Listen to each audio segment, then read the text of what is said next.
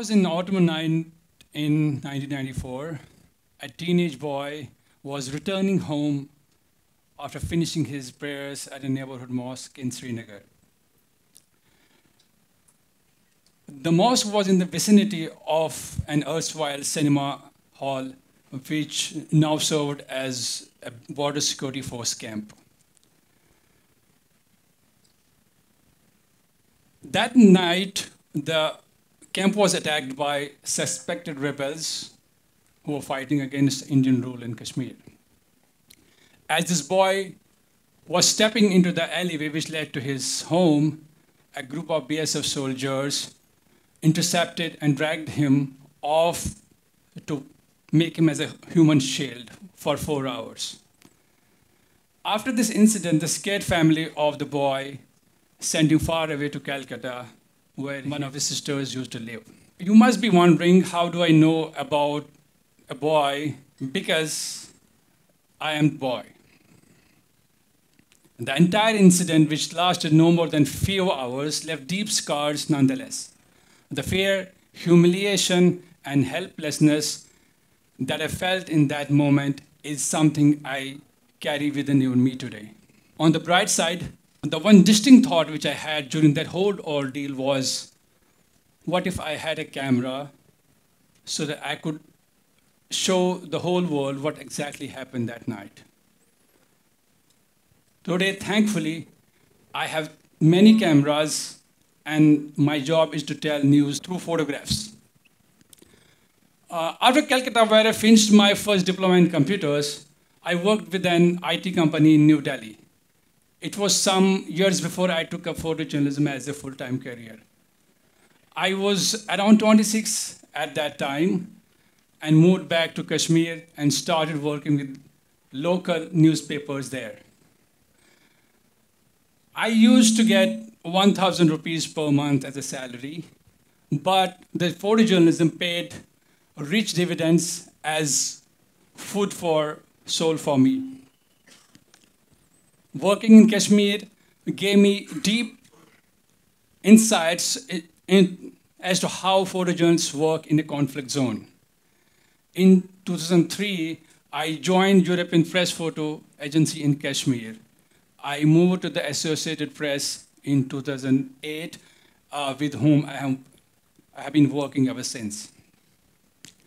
Throughout my career, besides the Kashmir conflict, of course, I have covered historic 2012 elections in Myanmar, chronicled the 2007 Hajj pilgrimage to Mecca in Saudi Arabia, the Mumbai terrorist attack in 2008, covered the war and presidential elections in Afghanistan, reported on Nepal's transition to democracy between 2010 and 12, the devastating earthquake in Nepal in 2015, and other numerous stories across India. While all these assignments have shaped my professional journey, they have also left me with several dilemmas as an ordinary person. Let me give you an example. In 2011, I was covering Libyan Revolution for the Associated Press, where Libyan rebels, with the help of NATO, fought to overthrow Colonel Gaddafi's government. During the assignment near the front line in Ajdabia, I somehow managed to embed myself to a group of rebels who were heading to front line to launch missiles towards the forces loyal to Gaddafi.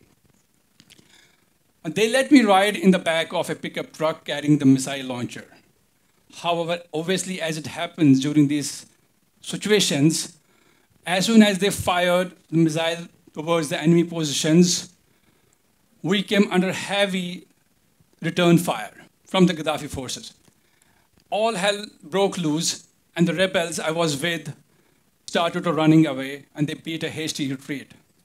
I barely managed to jump back in the back of the pickup truck I was in, and now I was sitting right beneath the missile launcher. The rebels decided to fire one more last missile towards the chasing Gaddafi forces as they were speeding away. The blast knocked me off and I fell on the sand with a thud.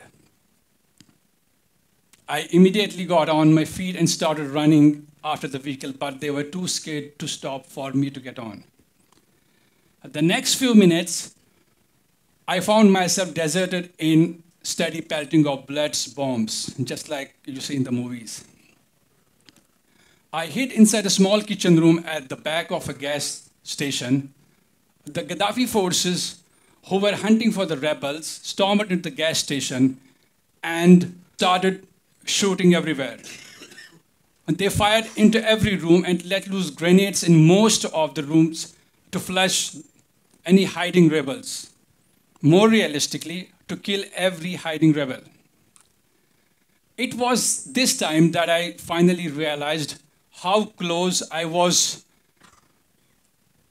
to taking my last few breaths on this earth. I could visualize them searching every storeroom.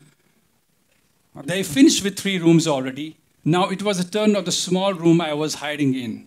I could hear the shattered pieces of glass being crushed under their boots as they were walking towards the room I was hiding in. Outside the room, I could hear them talking briefly in Arabic, and they suddenly left the place without even firing a single bullet, as happens in movies. I have a video clip I shot while running for my life.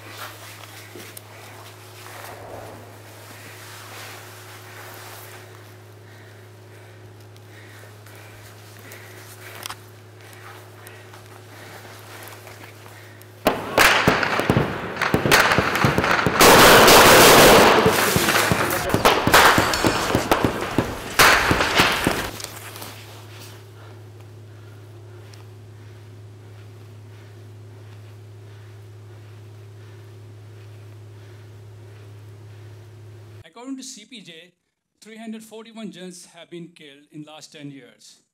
The more shocking thing is, only few of them have been killed during their work. 68 journalists were killed in crossfire, while the rest 247 journalists, that is 72% of them, have been hunted down and murdered intentionally. These, to most of you, will be just far away numbers. I have been close to being one of these numbers a few times now. A few others of my ilk have risked their life and limb to bear witness and report from hostile zones. We do this so that those in faraway places, just like you in this auditorium right now, can get a glimpse of what happens behind the headlines. We do this in the hope that we can affect change on the ground. Because photography, in essence, is a slice of time captured forever. You can look at a picture moments after it's taken, or look at it decades later, and each time you look at it, a strong picture will compel you to think, to understand, to connect. And this connection is what is fundamental to bringing about a change on the ground. Sadly, these days, more often than not, I'm left amazed and confounded.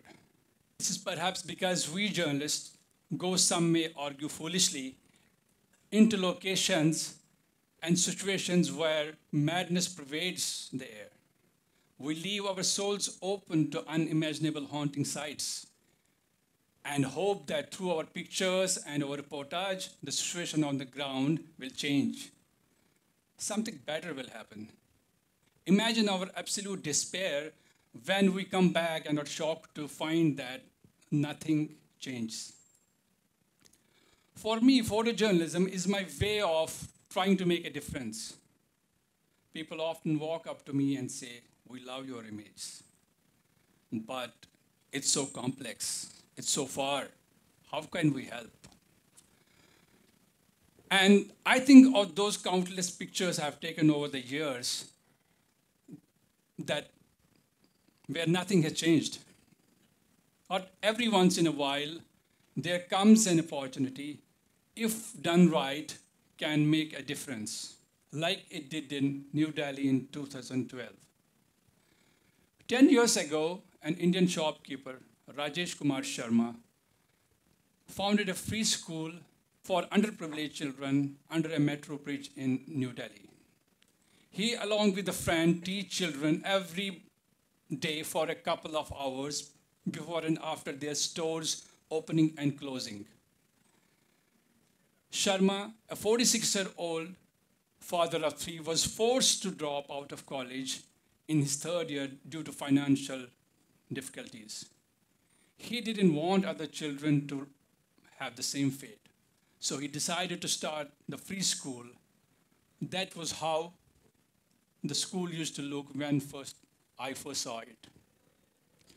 The school received an overwhelming response and support from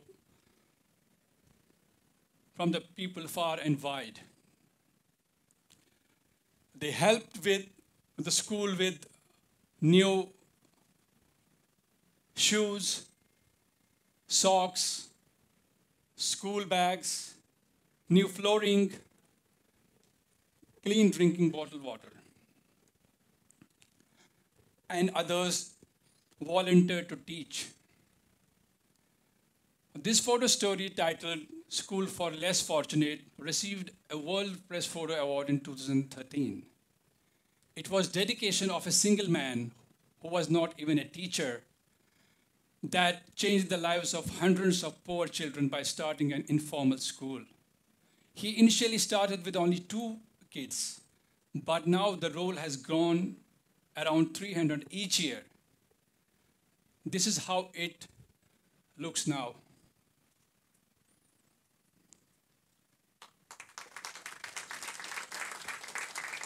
As Mother Teresa had once said, "I alone cannot change the world, but I can cast a stone across waters to create ripples." That's how, for me, I bring change as a photojournalist. As a banker, a doctor, a teacher, an engineer, or any other stream you may be in, can do to change things on ground for anyone. I absolutely think so.